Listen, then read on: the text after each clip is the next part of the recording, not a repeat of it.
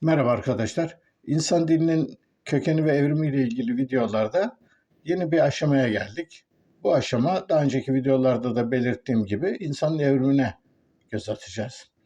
Şimdi insanın evrimine göz atmak zorunda mıyız diye bir soru akla gelebilir.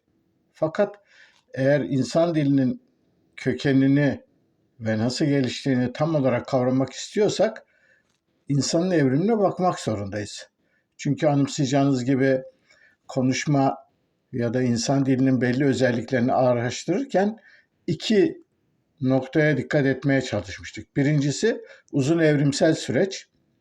Yani milyonlarca yıllık süreçte insan konuşmasını fiziki olarak, biyolojik olarak olanaklı kılabilecek organsal yapı ve düzeneklerin nasıl geliştiğine ilişkin belli konulara zaman zaman değinmiştik.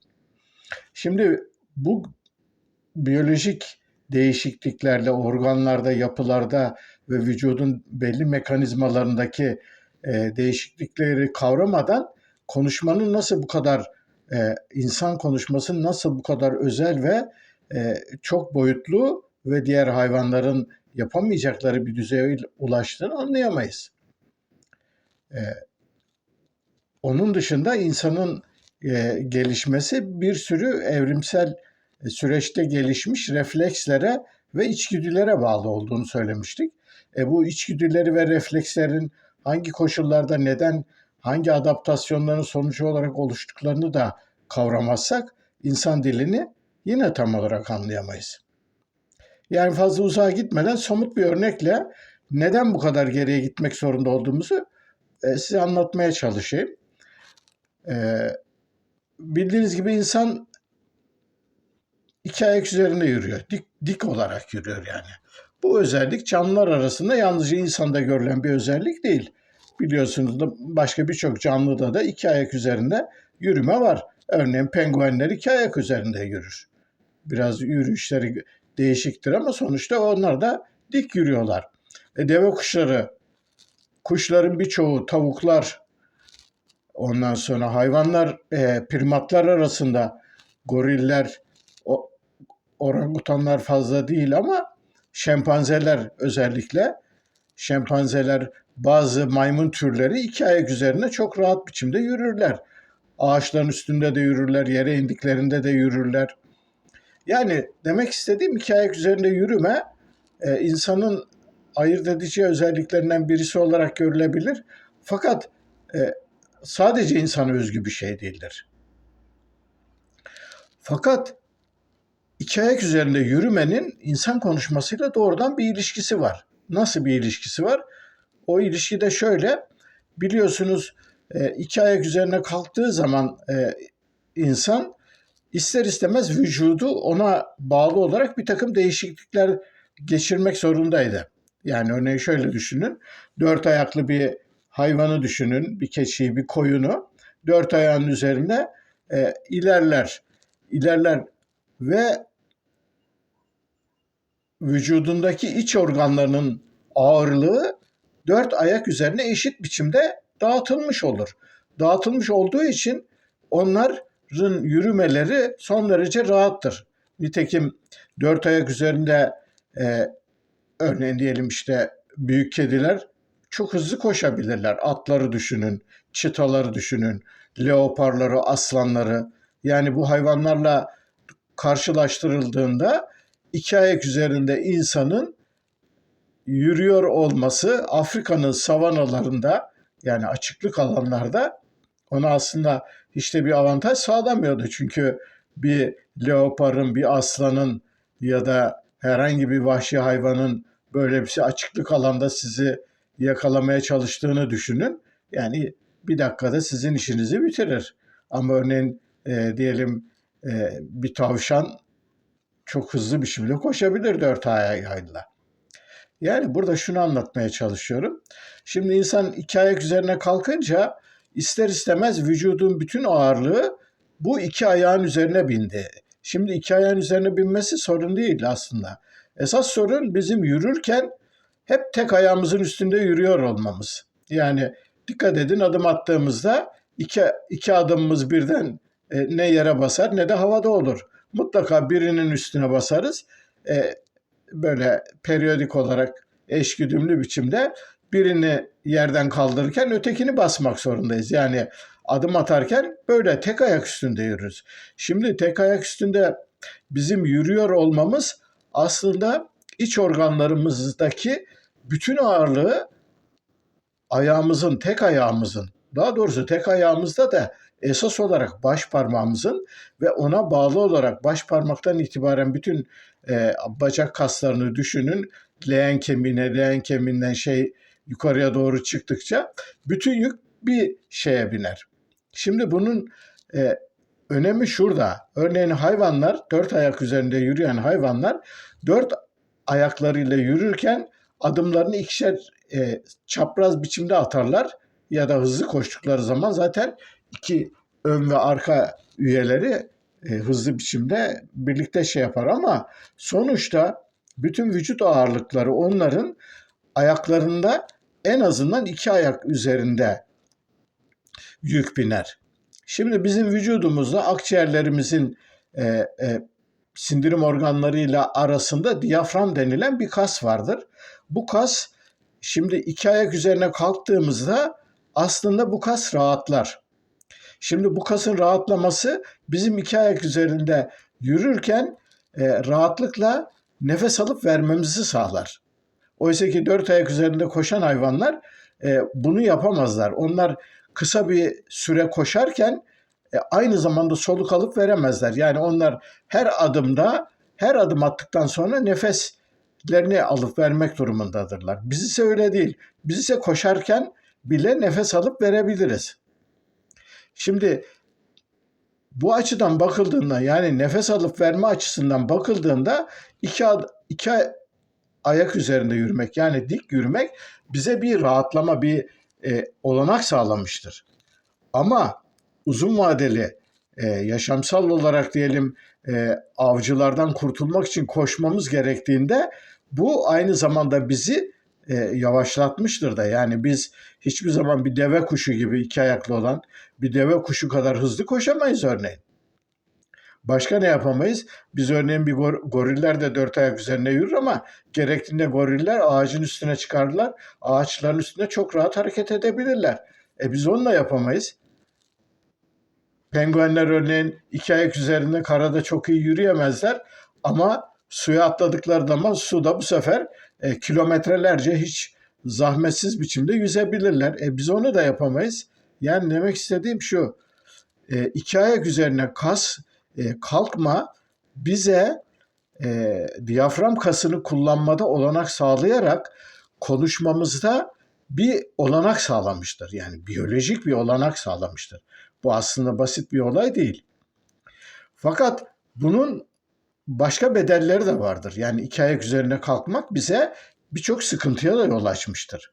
Ama şimdi biz burada insan dilinin kökenini araştırdığımız için iki ayak üzerine kalkmanın insan dilini sesli biçimde konuşmaya dayalı olarak ifade edebilme olanağını sağlaması açısından çok önemli. Dolayısıyla örneğin hatırlayacağınız gibi geçmiş videolardan birisinde şempanzelerin bize çok yakın bir tür olduğunu, bize insana özgü sanılan birçok özelliklerin onlarda da bulunduğunu, hatta sembolik iletişimi bile belli düzeylerde yapabildiklerini söylemiştim. Ama dikkat ederseniz şempanzeler bizim gibi konuşamazdı. Çünkü onların dört ayak üzerinde yürüdükleri için vücut yapıları bizim gibi rahat bir biçimde eklemli, sonsuz sesleri çıkarabilecek bir şekilde akciğerlerini kontrol etmelerine olanak sağlamıyor. Dolayısıyla ne olmuş oluyor? İki ayak üzerine kalkmış olma bize konuşmada bir takım avantajlar sağlamış. Evrimsel süreç açısından baktığımızda. Nitekim bu o kadar şaşırtıcı bir durum değil.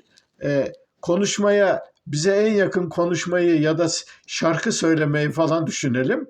Bunları en iyi yapabilenler genellikle kuşlardır.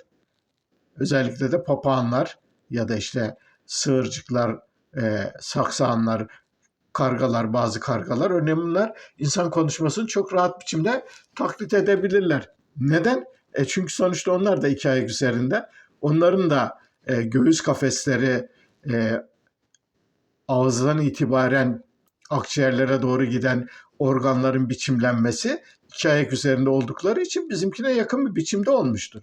Dolayısıyla onlar da konuşmada ses çıkarmakta, ayrıntılı, incelikli sesler çıkarmakta bizim kadar başarılı olmuşlardır.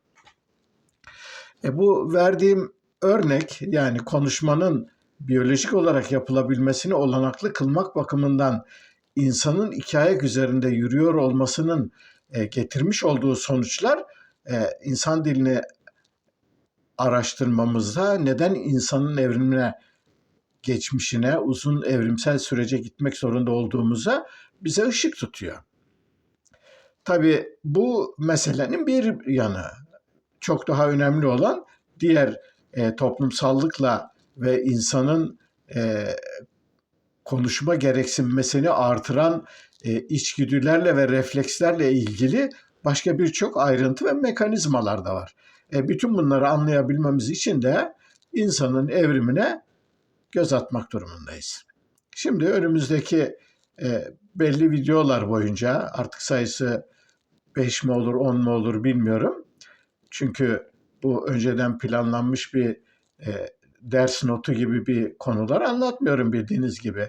Burada sizinle birlikte insan dilinin kökenini ve nasıl gelişmiş olabileceğine ilişkin evrimsel süreci araştıran bir videolar dizisi çekiyorum. Dolayısıyla bu videoları genellikle de belli bir sırayla yayınlanmasına yakın bir sürede çekiyorum.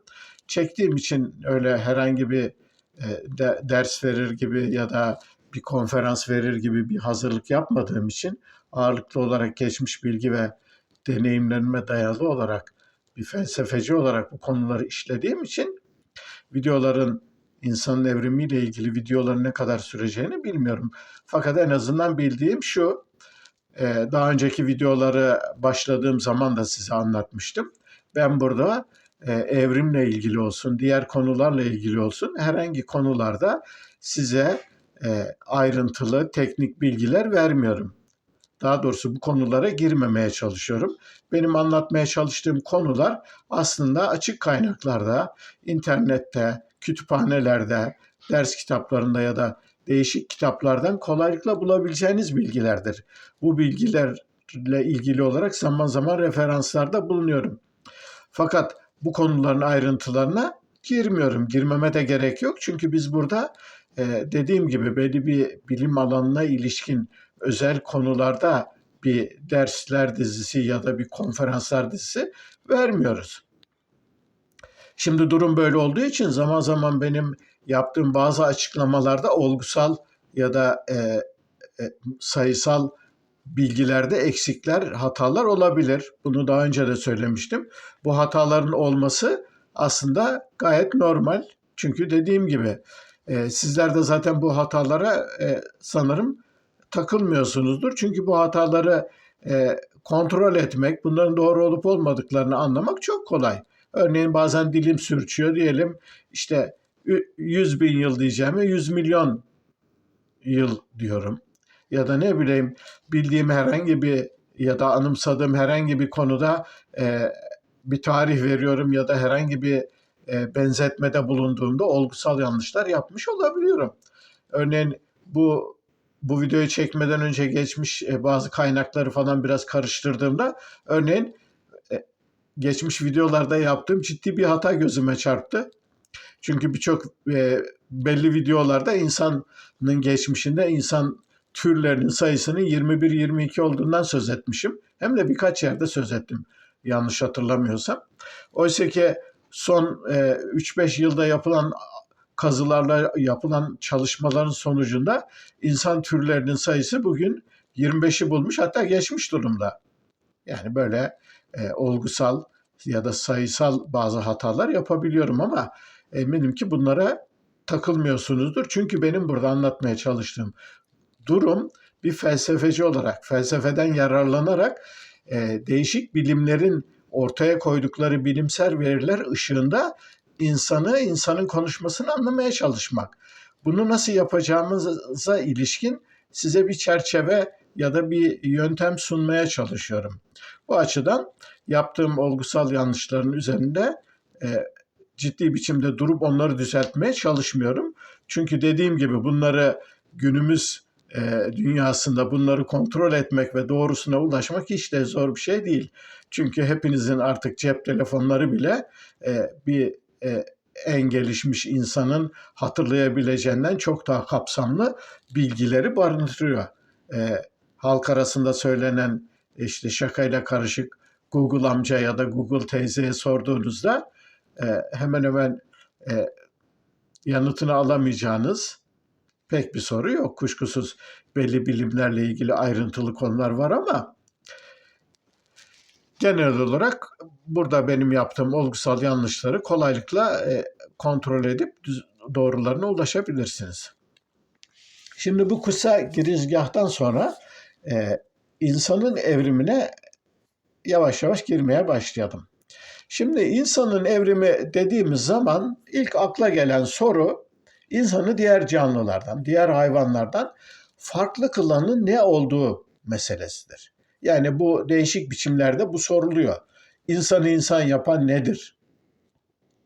Örneğin bu bir soru. Ya da insanı hayvanlardan ayrı kılan özellik nedir? Ya da hangi adaptasyonlar yani uyarlanmalar insanı primat atalarından farklı kılmıştır? Bu şekilde birçok soruyu çeşitlendirebiliriz ve sorabiliriz. Şimdi bu biçimde baktığımızda insanı insan yapan en önemli özellikler konusunda geçmişten bu yana birçok tartışma var. Düşünce tarihinin ayrıntılarına, felsefe tarihine indiğimizde bu konuda hemen hemen sayısız filozofların çok değişik görüşleri vardır. Yani geçmiş klasik felsefeden hatta ilk çağlardaki felsefecilerden, filozoflardan başlayarak konuya biraz kısa bir araştırma yaptığınızda şunu göreceksiniz. İnsanı insan yapan ruhtur. İnsanı insan yapan bilincidir. İnsanı insan yapan düşüncedir. Böyle bir liste var. Yani bu liste örneğin hatta bu listenin bir çeşitlemesi de şöyle. İnsan konuşan hayvandır. İnsan sanat yapan hayvandır. İnsan mizah yapan hayvandır. İnsan gülen hayvandır. İnsan ölüm bilinci olan hayvandır. İnsan öz farkındalığı olan hayvandır. Yani bu biçimde insanı diğer canlılardan ayırt etmeye yönelik sayısız öneri ve girişim var. Şimdi bütün bunların ayrıntılarına hangisinin doğru olup olmadığına girmemiz gerekmiyor.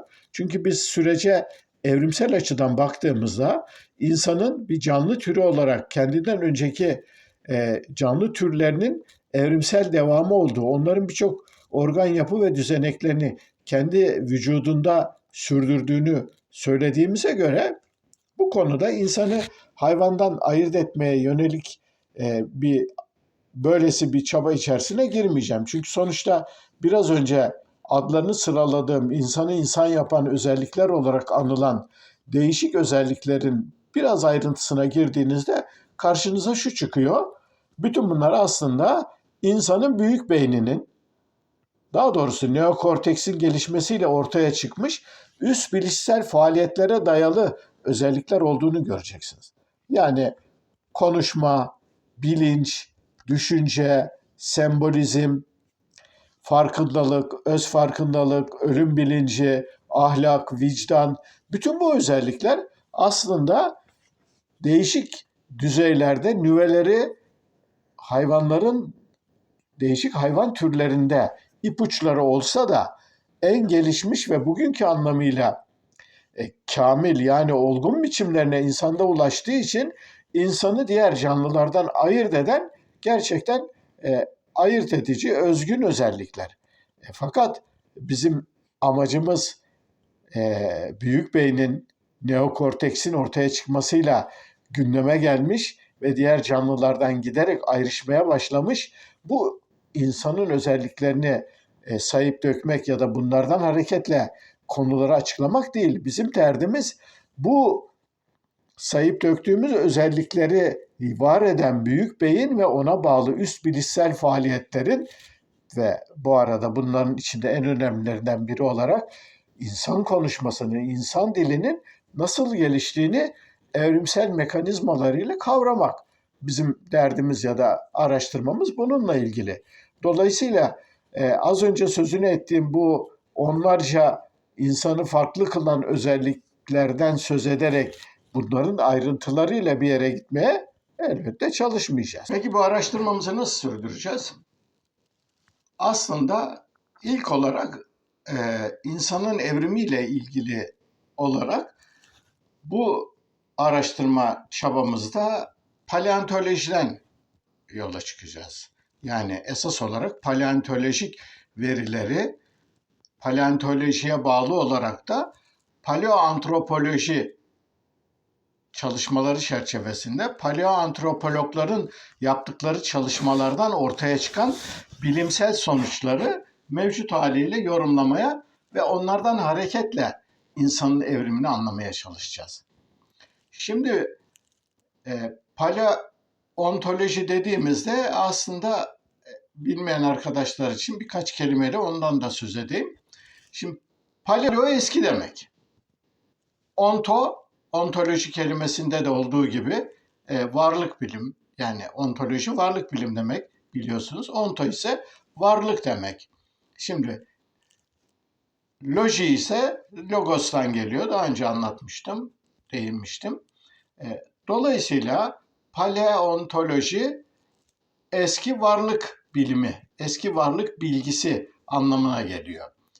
Şimdi paleontoloji dediğimiz bilim dalı özellikle fosillerden, jeolojiden, paleo iklim, paleobiyoloji, paleo ekoloji gibi değişik bilim dallarından yararlanarak canlılığın, dolayısıyla insanın evrimi, insanın geçmişi de sonuçta paleontolojik çalışmalara bağlı. Şimdi bu alanda çalışan araştırmacılara, bilim insanlarına da paleontolog diyoruz. Şimdi paleontologların yaptıkları çalışmalar bize insanın evrimiyle ve insanın türeyişiyle ilgili belli veriler ortaya koymuş durumda. Bu veriler geçmişten bugüne sürekli olarak gelişiyor, genişliyor ve inceliyor ve karmaşıklaşıyor. Yani bunu şöyle düşünelim. Evrim teorisinin kurucusu Darwin zamanında ki Darwin biliyorsunuz teorisini açıklamak için 20 yıl beklemek zorunda kalmıştı. Çünkü sonuçta onun teorisi mantıksal olarak insanın gelişmiş bir primat olduğunu, primatlardan türediğini, yani sonuçta doğrudan doğruya maymundan olmasa da maymunlarla ortak bir atadan evrildiğimizi ortaya koyması gerekiyordu ki o zamanın İngiltere'sinde, o zaman dünyasında bu olağanüstü ses getirecek bir görüştü ve nitekim de öyle oldu. Yani Darwin'in teorisine her yandan eleştiri okları ve saldırılar gündeme geldi. Darwin zaten bunu biliyordu. Şimdi Darwin'in insanın kökenine ilişkin yaptığı bir takım kestirimler, tahminler ve açıklamalar doğal olarak o dönemin bilgisiyle sınırlıydı. Bilgisiyle sınırlı olduğundan söz ederken şunu anlatmaya çalışıyoruz. Darwin aslında bu konuda karanlıkta el yordamıyla yürümek zorundaydı. Zaten Darwin'in büyüklüğü de burada arkadaşlar. Yani Darwin döneminde örneğin genetik diye bir şey yoktu. Yani canlı türlerinin nasıl oluştuğu, nasıl geliştiklerine ilişkin elle tutulur somut hiçbir şey yoktu. Sadece kestirimler vardı ve bu kestirimlerle Darwin bir şeyleri açıklamaya çalışıyordu. İkinci olarak Darwin'in yaşadığı dönemde yani jeolojinin kurucularından Lyell gibi adamlar daha çalışmalarını o zaman çağdaşları olarak sürdürüyorlardı ve jeoloji bugünkü konumuna gelmemişti. Yani Darwin örneğin evrimin de türleşmelerin uzun zaman aldığını düşündüğü için bu işin böyle belki de diyordu örneğin. Milyonlarca yıl olduğunu falan söz ediyordu. O da satır arasında bazı yerlerde onu söylüyor. Oysa ki Darwin'in düşündüğünün milyonlarca yıl diyordu o. ne milyonlarcası, canlılığın tarihi 4 milyar yıl. Yani Darwin bu kadar uzun bir süreçte canlı türlerinin evrimleştiklerini falan hayatında hayal bile edemezdi. Darwin'in yaşadığı dönemde çektiği sıkıntıların en önemlilerinden birisi de örneğin e, paleontolojinin olmamasıydı. O zaman için paleontoloji diye bir şey yoktu. Yani fosiller, fosil bilim, fosillerin araştırılması gibi çalışmalar yoktu. Darwin'in yaşadığı dönemde sadece Avrupa'nın bir iki yerde işte yüz binlerce yıllık iskeletler bulunmuştu. Yani bugün Afrika'da dünyanın dört bir yanında bulunan işte 2 milyon, 3 milyon, 5 milyon yıl önceki canlılara yönelik e, fosil kanıtların hiçbirisi yoktu. Dolayısıyla Darwin ve Darwin gibi çalışan o dönemin bilim insanları bu verilerden de yoksunlardı. Dolayısıyla Darwin'in insanın türeyişine ve evrimleşmesine ilişkin olarak ortaya koyduğu görüşlere bugün için olduğu gibi kabul etmiyoruz. Yani etmiyoruz derken yani daha sonra değişik bilim alanlarında, jeolojide, paleontolojide, primatolojide ve en önemlisi genetikte yapılan keşifler ve bulgular Darwin'in öngördüğü gibi insanın evrimleşmediğini ortaya koyuyor. Peki Darwin neyi öngörmüştü? Aslında Darwin şunu öngörmüştü. Darwin'in değişik yazılarında sözünü ettiği şuydu. İnsan maymunlarla ortak bir atadan bir ilk değişik bir primat türünden evrimleşerek gelmiş olmalı. Bu canlının en önemli özelliklerinin de Darwin şunlar olduğunu düşünüyordu. Büyük bir beyin, iki ayak üzerinde dik yürüme, alet yapma ve küçük köpek dişleri. Yani bu dört özelliği kendisinde geliştirmiş bir ilk atasal formdan insanların türediğini düşünüyordu. Ya da türemiş olması gerektiğini düşünüyordu. Yaşadığı dönemdeki primatları da incelemişti. Örneğin gorilleri, şempanzeleri, diğer maymunları da incelemişti.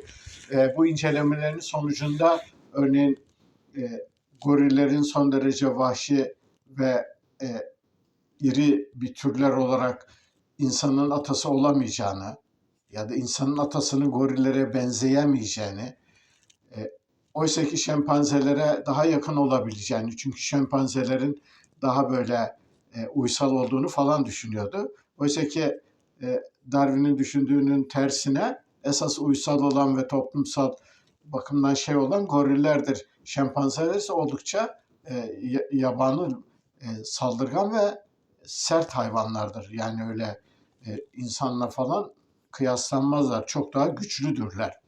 Yani konuyu uzatmayayım. Sonuçta Darwin'in öngörüsünden yola çıkarak değişik filozoflar, düşünürler insanın evrimine ilişkin farklı teoriler geliştirdiler. Yani bunların en bilinenlerinden, en çarpıcılarından birisi de Marksizmin kurucusu, Marx'ın çalışma arkadaşı Friedrich Engels'in geliştirdiği teoridir. Şimdi Friedrich Engels Darwin'e dayanarak esas olarak şöyle bir evrimleşme modeli çizmişti.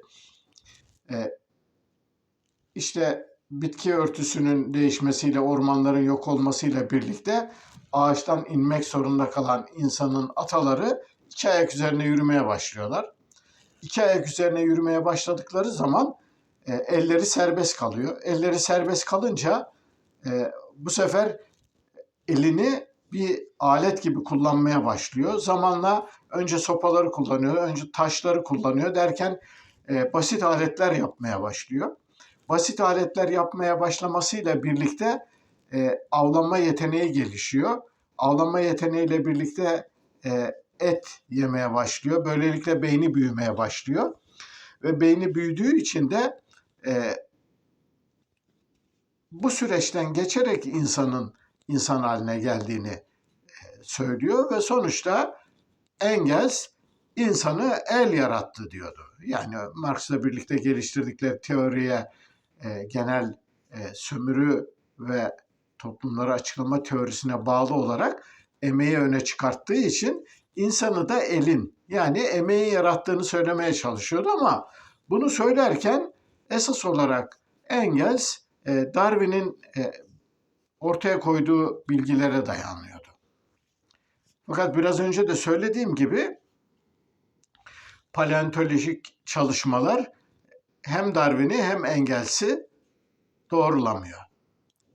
Darwin'in insanın tarihsel atalarıyla ilgili kestirimlerinde yanılmış olmasının gayet olağan olduğunu, çünkü o dönemki bilgi düzeyiyle yani jeolojinin, paleontolojinin, primatolojinin, genetiğin bunların hiçbirisinin esamesi bile okunmazken yani bu tür kapsamlı araştırma alanlarının ortaya koyacağı bilgilerden yoksunken Darwin bundan daha ötesini yapamazdı.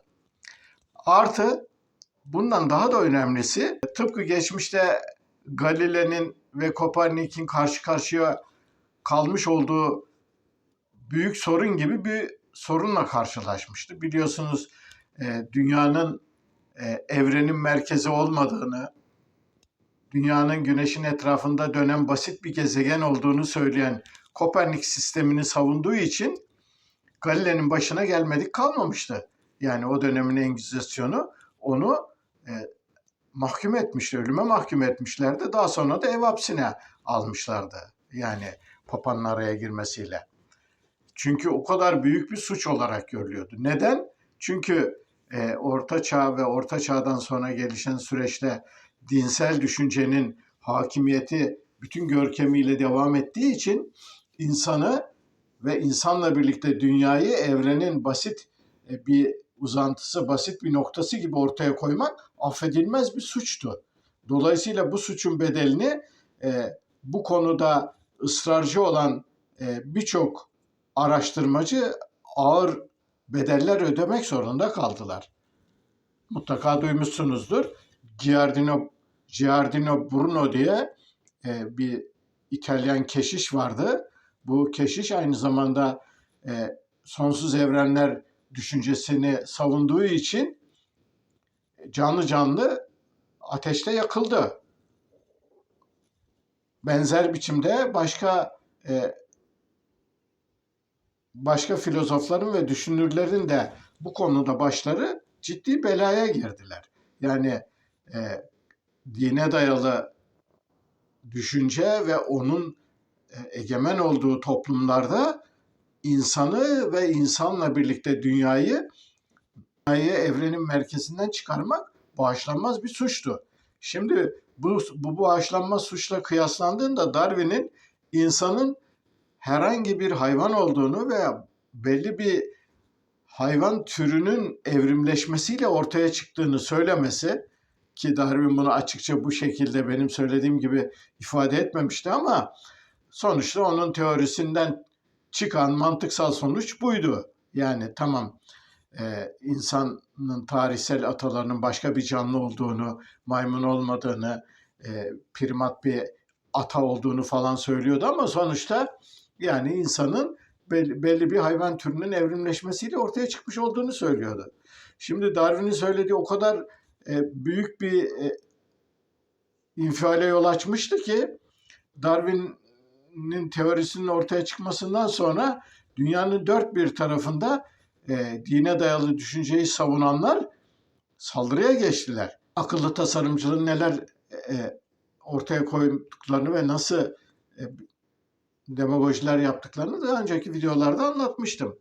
Şimdi aynı şeyi örneğin bu sefer biyolojiye de taşımaya çalıştılar. Örneğin İngiltere'de 1912 yılında Piltdown adamı diye bir fosil bulundu. Bu fosilin kafası aynı günümüz insanı gibiydi. İnsana benziyordu. Beyni büyüktü. Fakat bazı özellikleri de maymunlara ve şempanzelere benziyordu.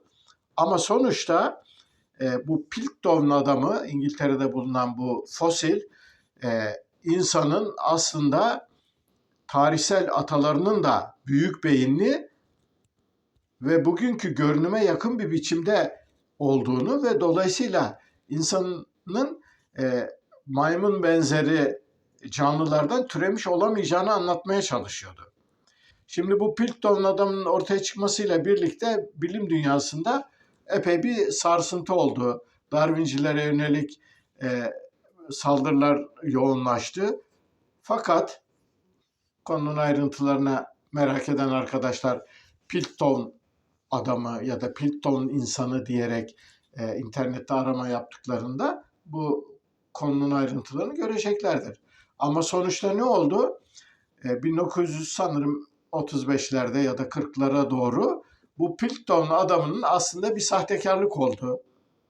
Yani bir insan kafatasıyla şempanze ya da ona benzeyen bir maymun kafatasının bazı kemiklerinin ustaca birleştirilmesiyle oluşturulmuş bir mizansen olduğu ve dolayısıyla da bir yalan olduğu ortaya çıktı.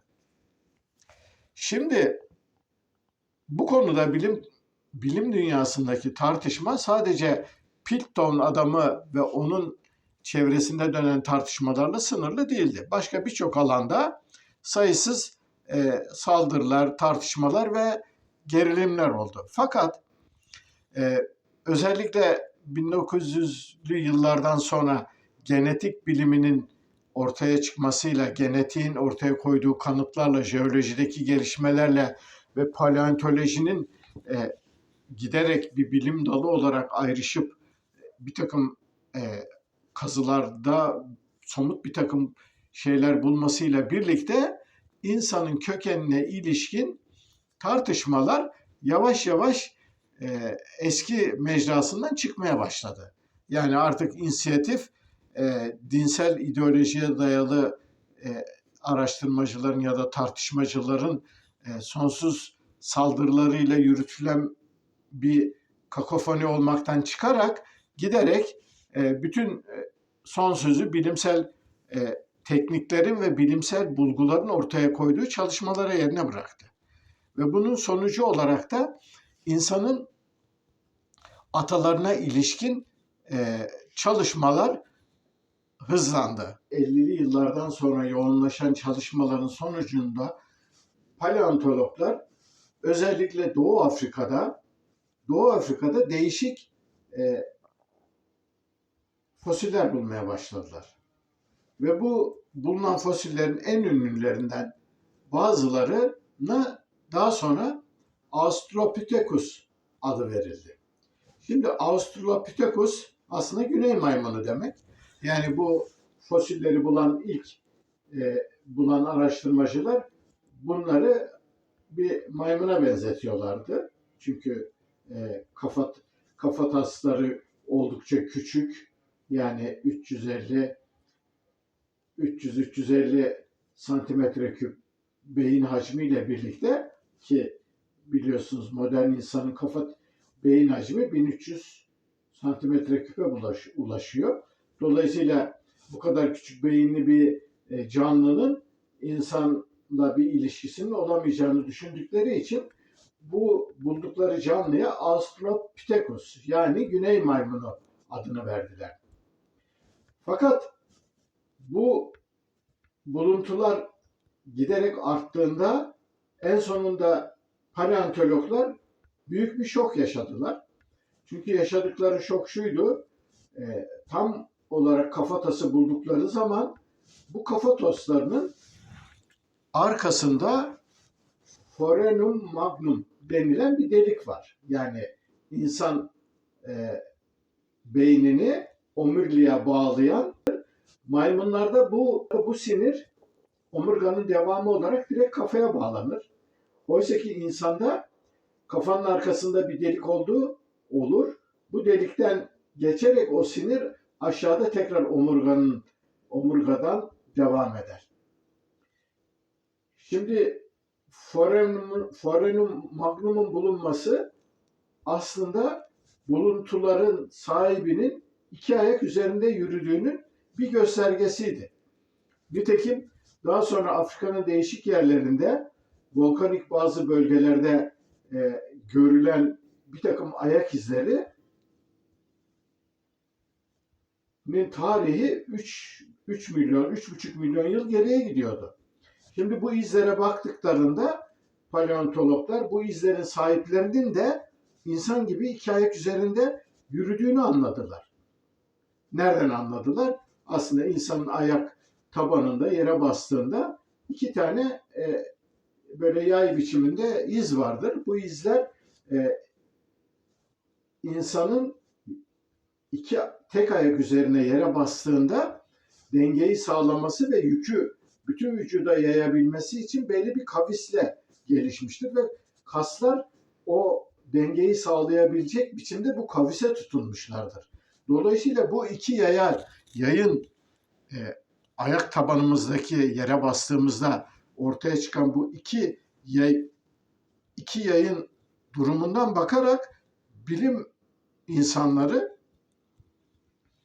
iki ayak üzerinde yürüyen bazı canlıların 3-3,5 milyon yıl önce yaşadıklarını anladılar.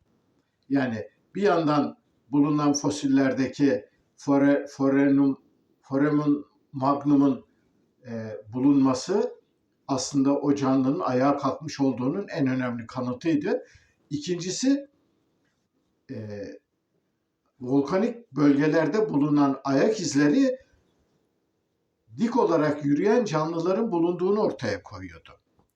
Nitekim daha sonra bu konuda paleontoloji tarihi açısından neredeyse bir efsaneye dönüşen Lucy isimli bir Australopithecus afarensis türüne ait bir 30 yaşlarında bir kadının iskeleti bulundu. 30 yaşlarındaki bu kadının iskeletinin bulunmasıyla birlikte Australopithecus'ların dik iki ayak üzerinde yürüdükleri insanın tarihsel ataları olduklarına ilişkin güçlü bir bulguya ulaşılmış oldu. Fakat bu Australopithecus'ların fosillerinin incelenmesi Darwin'in ortaya koyduğu ve onun ardından yaklaşık 1950-60'lı yıllara kadar paleontologların çoğunun da kabul ettiği gibi insanın en önemli özelliği olarak büyük beyin hipotezinin geçerli olmadığını ortaya koyuyordu. Çünkü Lucy'nin beyni 350-400 santimetre küp civarındaydı. Şimdi Lucy'nin beyninin bu kadar küçük olmuş olması aslında onun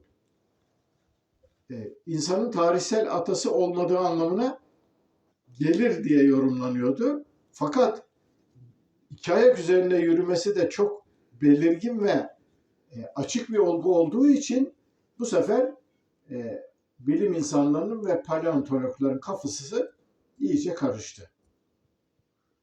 Yani sonuçta iki ayak üzerinde kalkmak ve dik yürümek insanın primat atalarından ayrılmasının en önemli göstergesi. Fakat sadece dik yürüyerek insanın bugünkü biçimine ulaşamadığını da unutmamak gerekiyor. O zaman buraya kadar yaptığım bu kısa açıklamalarla birlikte konuyu şöyle toparlamak istiyorum. İnsanın insan haline gelmesi ayağa kalkmasıyla birlikte başladı. Fakat insan haline yalnızca ayağa kalkarak ulaşmadı. Bu söylediğim belki size biraz karışık gelmiş olabilir. Fakat dediğim gibi onlarca hatta yüzlerce yıla yayılmış insanın evrimiyle ilgili bulmacaların çözülmesi basit bir olay olmadığı için bu konunun kavranması için bir takım ayrıntılara girmemiz gerekiyor. Ama şu anda sanırım zamanı doldurdum. Dolayısıyla bu videoya sonlandırmam gerekiyor. Bu konuya bir sonraki videoda devam edeceğim. Beni dinlediğiniz için teşekkür ederim. Bir sonraki videoda buluşmak üzere. Hoşça kalın.